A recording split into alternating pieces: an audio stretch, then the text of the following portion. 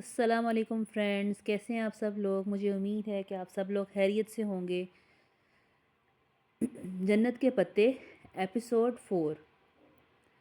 ابا بھی پتہ نہیں کس پر چلے گئے ہیں۔ اتنی گرمی میں سکارف لینا آسان ہوتا ہے کیا؟ اور پھر کل مہندی کے لہنگے کی بھی آدھی آستین نہیں بنانے دی مجھے۔ حیا کی بھی تو آدھی آستین ہیں، اتنی اچھی لگتی ہیں، مگر ابا ذرا بھی سلیمان چچا کی طرح نہیں ہیں۔ ارم تمہیں آج کیا لینا ہے؟ میں نے تو جوتے لینے ہیں۔ اس نے خوف چھپاتے ہوئے بات کا رخ بدلا۔ ارم کا ہر وقت کا شکایتی رویہ اسے بے حد برا لگتا تھا۔ چوڑیاں لینی ہیں، مگر لہنگے کے بلاؤز کی فل سلیوز کے ساتھ چوڑیاں اچھی بھی نہیں لگیں گی۔ میں منہ بسوڑے پھر سے شروع ہو گئی تو حیا نے سر جھٹک کر CD پلیئر آن کیا۔ عاطف اسلم کا گیت بلند آواز سے گونجنے لگا تو ارم کو خاموش ہونا پڑا۔ جناح سپر مارکیٹ پہنچ کر ارم تو چوڑیاں ڈھونڈنے نکل گئی، جبکہ وہ دونوں میٹرو شوز پر آ گئیں۔ یہ گولڈن والا جو تیسرے نمبر پہ رکھا ہے یہ دکھائیں۔ بہت دیر بعد ایک اونچی ہیل اس کی نظر میں جچی تھی۔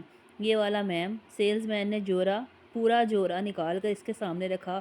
وہ زمین پہ پنجوں کے بل بیٹھا تھا، جبکہ حیا اور زارا سامنے کاؤچ پہ بیٹھی تھیں۔ پہنا دوں میم؟ بہت مؤدب اور شائستہ انداز میں پوچھتے ہوئے سیلز مین نے ہاتھوں میں پکڑا جوتا اس کے پاؤں کے قریب کیا جو خوبصورت ہیلز میں مقید تھے۔ میرے ہاتھ نہیں ٹوٹے ہوئے، میں خود پہن سکتی ہوں۔ جی شیور، یہ لیجئے۔ سیلز مین نے مسکرا کر جوتا اس کی طرف بڑھایا۔ اس نے اسے یوں پکڑ کر رکھا تھا کہ اسے تھامتے ہوئے حیا کی انگلیاں لازماً اس کے ہاتھوں سے ٹکراتیں۔ سامنے رکھ دو، میں اٹھا لوں گی۔ اس کے روکھے لہجے پہ سیلز مین نے زیر لب کچھ گنگناتے ہوئے جوتا سامنے رکھ دیا۔ پھر بل کی ادائیگی کے بعد کاؤنٹر پہ کھڑے لڑکے نے بقیہ رقم اس کی طرف بڑھائی تو حیا نے دیکھا چند نوٹوں کے اوپر 5 کا سکہ رکھا تھا اور لڑکے نے سکے کو یوں پکڑ رکھا تھا جیسے سیلز مین نے جوتے کو۔ یہاں اسے تھامتے وقت لازماً اس کا ہاتھ ٹکرانا تھا۔ شکریہ۔ حیا نے نوٹ کنارے سے پکڑ کر کھینچے۔ سکہ لڑکے کے ہاتھ میں رہ گیا۔ میم آپ کا سکہ۔ لڑکے نے فاتحانہ انداز میں سکہ اس کی جانب بڑھایا۔ اب تو لازماً پکڑے گی۔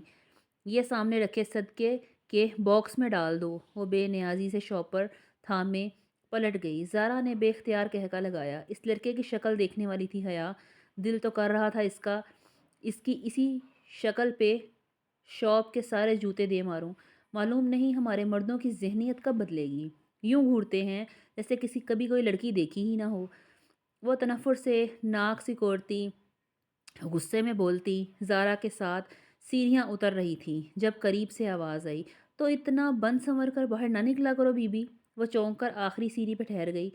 وہ ایک معمر خاتون تھی، بڑی سی چادر میں لپٹی ہوئی، ناگواری بھری نگاہ اس پہ ڈال کر آہستہ آہستہ اوپر چڑھ رہی تھی۔ ایک تو لوگوں کو راہ چلتے تبلیغ کرنے کا بہت شوق ہوتا ہے، وہ اور بھی بہت کچھ کہتی، مگر زارا اس کو کوہنی سے تھامے وہاں سے لے آئی۔ تبھی ارم سامنے سے آتی دکھائی دی۔ اس کا سینے پہ پھیلا دوپٹہ اب سمٹ کر گردن تک آ گیا تھا۔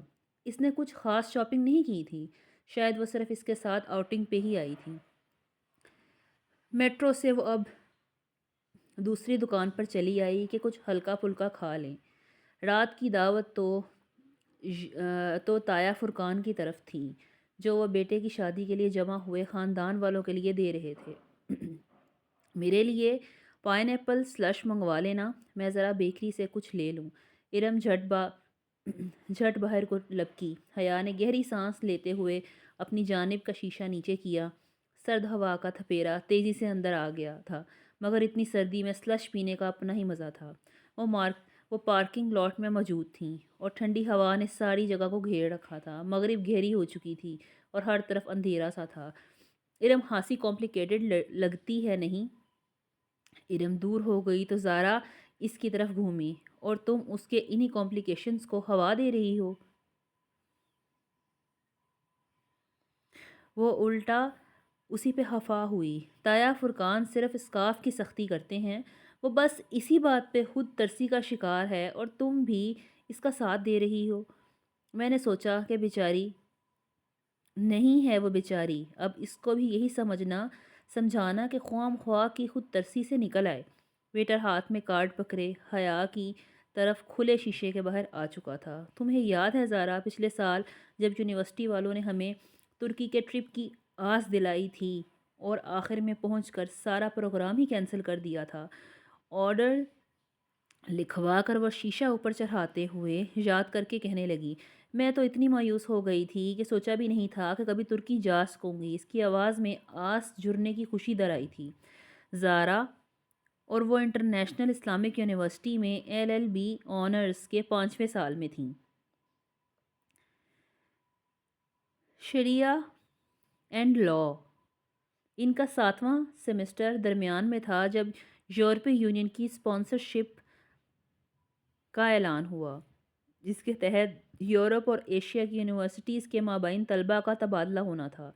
یوں چند ماہ کے لیے یہاں سے کچھ طلباء یورپ کی یونیورسٹیز جائیں گے اور ایک سیمسٹر پڑھ کر واپس آ جائیں گے۔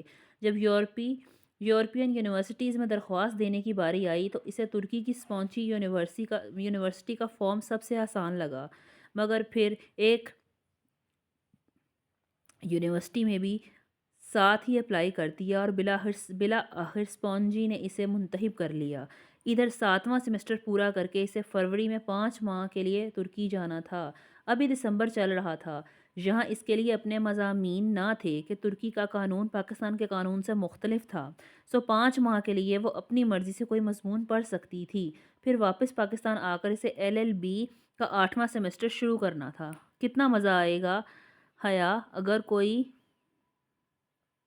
ہینڈسم سا لڑکا، کوئی ہینڈسم سا ہم سفر تمہیں مل جائے تو تمہارا سفر کتنا خوبصورت ہو جائے گا۔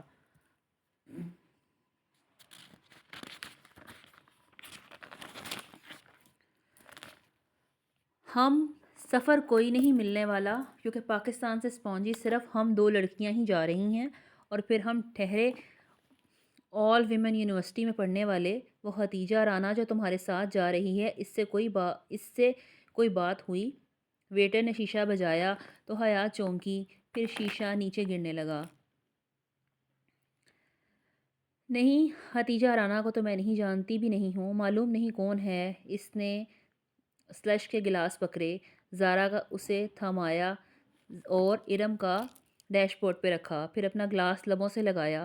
ٹھنڈا سا سلش امڈ اندر تک اترتا گیا۔ بے دھیانی میں وہ شیشہ بند کرنا کب بھولی اسے علم نہ تھا۔ دفعتاً زارا کا موبائل بجا۔ زارا نے سپ لیتے ہوئے موبائل کان سے لگایا۔ ہیلو اماں جی، کیا آواز خراب ہے؟ 1 منٹ۔ زارا کے فون پہ غالباً سگنل ٹھیک نہیں آ رہے تھے۔ وہ سلش کا گلاس ہاتھ میں پکڑے دروازہ کھول کر باہر چلی گئی۔ حیا اپنے گلاس سے چھوٹے چھوٹے سپ لیتے زارا کو اسکرین کے پار سے دیکھتی رہی۔ اب وہ ایک درخت کے ساتھ کھڑی فون پر بات کر رہی تھی۔